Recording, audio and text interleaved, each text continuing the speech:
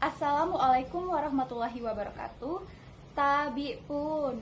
Halo semuanya, saya Vanessa Septiana, mahasiswi Pendidikan Matematika Fakultas Keguruan dan Ilmu Pendidikan Universitas Lampung dengan NPM 24130211015. Kali ini saya akan merefleksikan hasil pemahaman saya mengenai konsep manajemen pendidikan serta relevansinya dengan penerapan nyata pendidikan saat ini.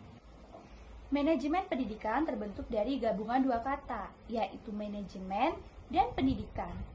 Manajemen sendiri berarti proses mengatur, mengelola, dan mengkoordinasikan sumber daya. Manajemen ini memiliki 4 fungsi utama. Yang pertama yaitu planning atau perencanaan, yang berarti menentukan tujuan dan cara mencapai tujuan tersebut. Selanjutnya ada organizing atau pengorganisasian, yaitu membagi tugas dan tanggung jawab. Selanjutnya ada actuating atau pelaksanaan, yaitu memotivasi dan menggerakkan orang agar bekerja sesuai rencana.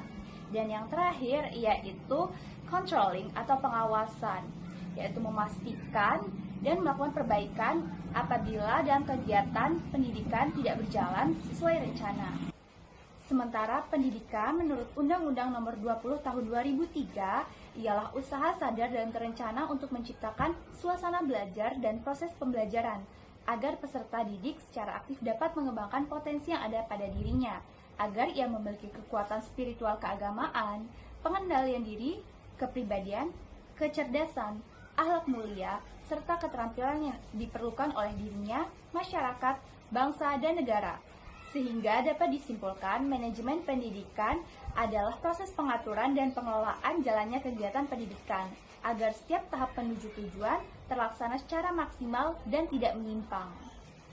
Dalam dunia pendidikan, ada beberapa manajemen pendidikan yang diterapkan yang akan saya jelaskan sebagai berikut. Yang pertama yaitu manajemen berbasis sekolah, yang merupakan suatu model pengelolaan yang memberikan keleluasaan kepada kepala sekolah untuk mengambil keputusan terkait penyelenggaraan layanan pendidikan agar sesuai dengan kebutuhan peserta didik dengan melalui musyawarah bersama para guru dan wali murid. Yang kedua yaitu manajemen sekolah, yang merupakan suatu proses kegiatan menyediakan sumber daya sekolah, kemudian mengelola dan menggunakannya secara efektif dan efisien. Yang ketiga, pengembangan sekolah, yang merupakan proses transformasional yang sistematis untuk menjadikan sekolah lebih berkualitas, adaptif, inovatif, dan relevan dengan tuntutan zaman.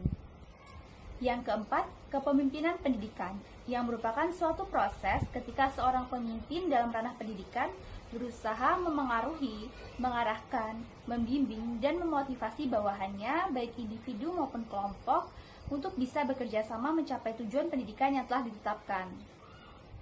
Yang kelima, supervisi pendidikan, yang merupakan kegiatan pembinaan profesional yang dilakukan secara terencana dan berkesinambungan oleh kepala sekolah untuk membantu guru memperbaiki dan mengembangkan kemampuan mengajarnya. Lalu yang terakhir ada pengawasan dalam pendidikan, yang merupakan usaha untuk menetapkan standar pendidikan, memastikan jalannya pendidikan sesuai dengan standar yang telah ditetapkan, serta melakukan tindakan korektif bila ditemukan penyimpangan dalam kegiatan pendidikan. Berita di lingkungan pendidikan yang sedang hangat saat ini yaitu berita 630 siswa SMA 1 Cimarga di Lebak, Banten yang melakukan aksi mogok sekolah akibat kepala sekolah yang menampar salah satu muridnya yang ketahuan merokok. Kasus ini menunjukkan bahwa di SMA 1 Cimarga belum tercipta manajemen pendidikan yang baik. Tindakan penamparan yang dilakukan kepala sekolah kepada murid tersebut menunjukkan komunikasi yang kurang antar kepala sekolah, wali murid, dan murid. Selain itu, kegagalan pihak sekolah dalam menangani pelanggaran yang dilakukan oleh peserta didik dan kegagalan pihak sekolah dalam pengembangan peserta didik. Selain itu, bentuk kepemimpinan yang transformatif dan humanis yang gagal, serta kurangnya pemahaman pihak sekolah terkait konsep supervisi dan pengawasan dalam pendidikan. Baik, sekian hasil refleksi saya terkait konsep manajemen pendidikan dan relevansinya dengan penerapan nyata pendidikan saat ini. Terima kasih sudah menyaksikan.